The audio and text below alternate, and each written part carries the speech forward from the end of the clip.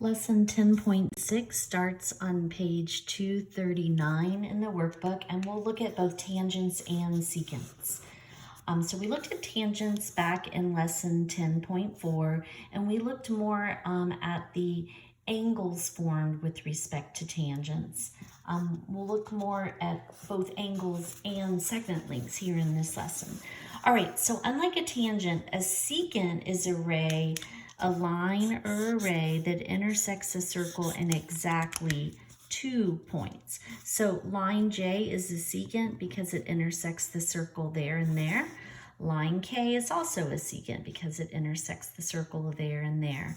A portion of it must be outside the circle, otherwise that would just be a chord, not a secant, okay? All right, so we have theorems. I think I'll do them one at a time and then summarize. So if you have two secants or chords that intersect in the interior, so inside of a circle, the measure of each of these angles is half the sum of the measures that the arc, half the measures of the arcs that are intercepted by the angle and its vertical angle. Okay, so wow, half the sum. So let me show you what that looks like. If we come down here, we're trying to find the measure of the value of x. So notice that x is formed by chord MP and chord QN. And those chords do not intersect at the center of the circle. If they intersected at the center of the circle, then the measure of x would just be 117. That would be the measure of the central angle. If they intersected on the circle, then it would be an inscribed angle and it would be half of that, but neither of those cases are true. So this is just floating around somewhere inside the circle. This angle is a vertical angle with that one, and together I can find the measure of one of these by simply taking the sum of the two arcs they intercept. So X intercepts this 117 degree arc, and K over here intercepts this 60 degree arc. So X is going to equal half the sum of 117 and 63. If you add 117 and 63, you get 180. So in this case, half of 180 is 90 degrees. So in this case, that is indeed a right angle. The fact that this is congruent doesn't really tell me too much. However, I know if a segment is perpendicular to a chord and it bisects it, I know that this is actually, the center of the circle is actually on that segment. That segment has to be a diameter. It contains the center of the circle. But we were really just trying to find x. Okay, that makes NP the diameter of the circle. All right, let's do that again. So once again, we're looking for the value of x, and it's formed by a chord intersecting a chord, and it doesn't appear that it's at the center of the circle. So x is congruent to this. So the measure of angle x is going to equal the arc it intercepts is 116. The arc that the vertical angle intercepts is 47, and it's going to be half of that. We'll cut that sum in half. So if I add that together, that's going to be 163, and then we'll divide by 2. And so that's going to give us 81.5, okay? So x is 81.5 degrees. All right, example 2 is going to use the second theorem over here. So back on page 239, if you have a secant and a tangent and they intersect at the point of tangency, that means that point is on the circle. So these were inside the circle. If it's on the circle, then the measure of each angle is just half the measure of the intercepted arc. Just like an inscribed angle. An inscribed angle has its vertex on the circle. So that's what's going on here in example 2.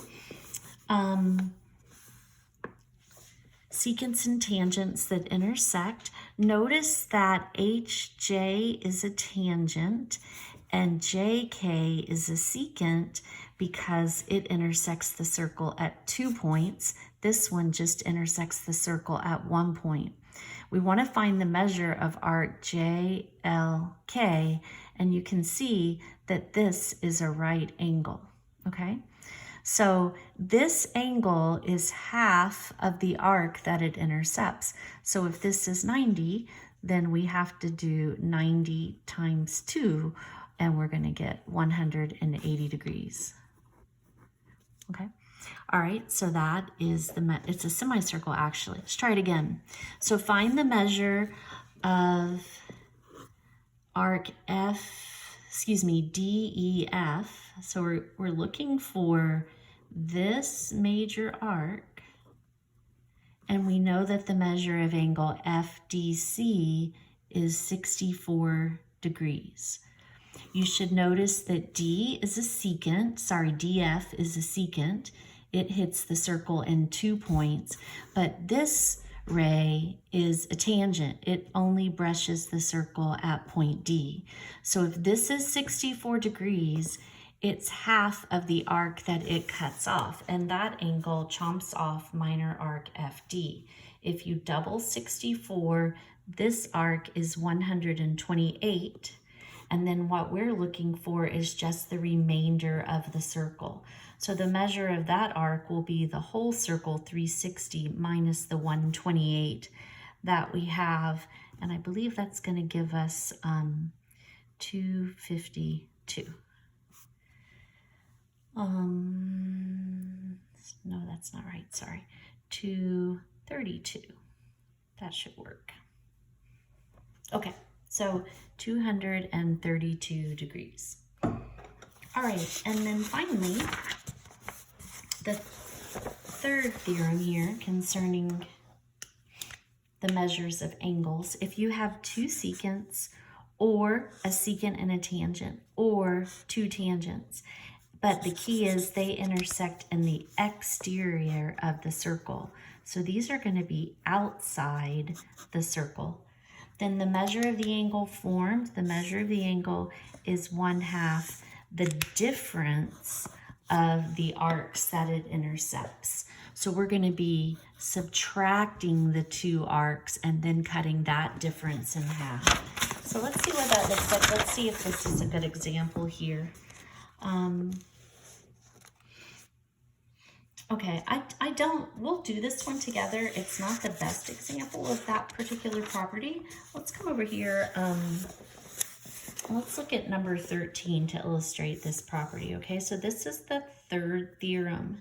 Notice that ray RP is a secant. It hits the circle twice. So there's a secant. And RV is also a secant. It hits the circle twice. But where do the secants intersect? They intersect outside the circle. That's where the angle is formed. That's what we're looking for, the measure of angle R. So when it's outside the circle, it cuts off two arcs. It cuts off this arc on its way in and this larger arc on the way out as the secant pierces the circle and comes out on the other side. Not that a circle has sides, okay? So to get the measure of angle R, we're going to do 1/2, not the sum, but the difference. And you always just need to do the larger minus the smaller.